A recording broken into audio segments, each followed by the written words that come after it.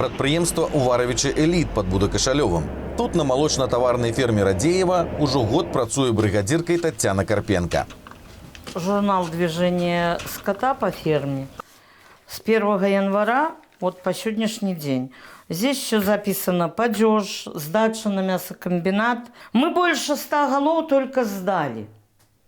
И где-то 78 или 70 у нас их пало, падеж.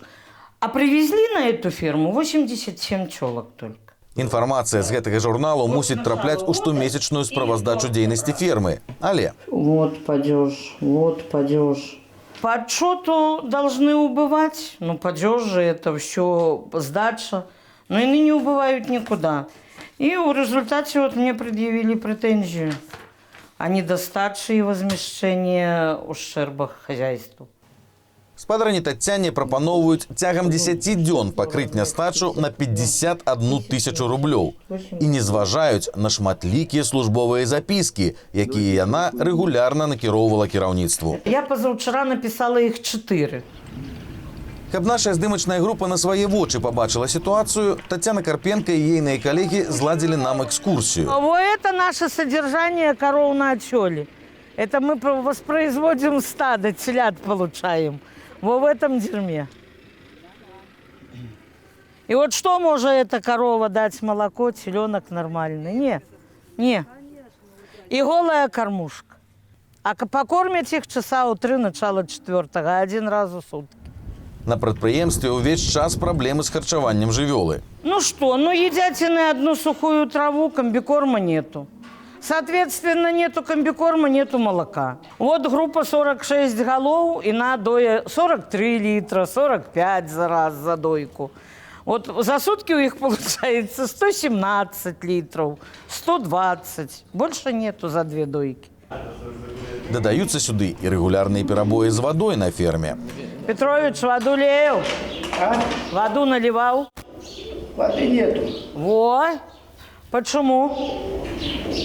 Это у башни надо спросить. Так а что вы не говорите? Я бы позвонила. У траўні ў адным з кароўнікаў патанулі цяляты. Тады з працаўнікоў фермы вылечылі по 300 рублёў. Але проблемы не развязали. Мы просим, чтобы ямы эти заровняли, засыпали чем-то.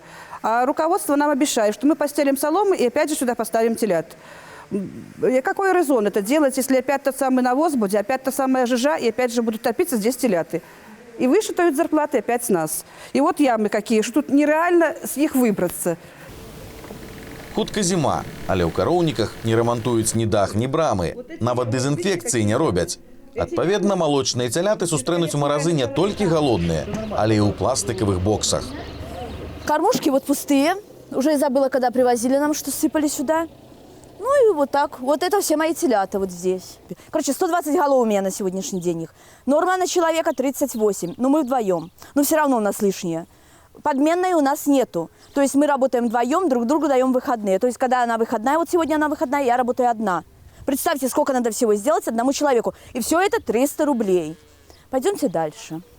Даведаўшыся пра прыезд журналістаў, на ферму прыехаў дырэктар «Уваровичы Элит», які некалькі дзён таму заняў гэтую пасаду. Тут не присутствовал в это время, это тяжело сказать сразу все. Надо в обстановку сначала разобраться досконально.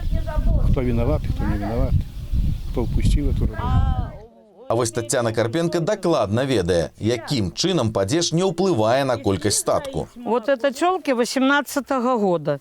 Иные числятся у Гали тёлками, а в отчете дойным стадом.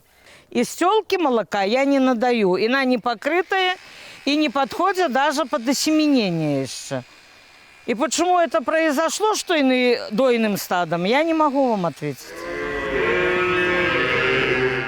Як абараніць сябе ад нястачы і куды звяртацца, калі вас несправядліва ў ёй вінавацяць, глядзіце ў нашай наступнай рубрыцы «Ведай свае правы».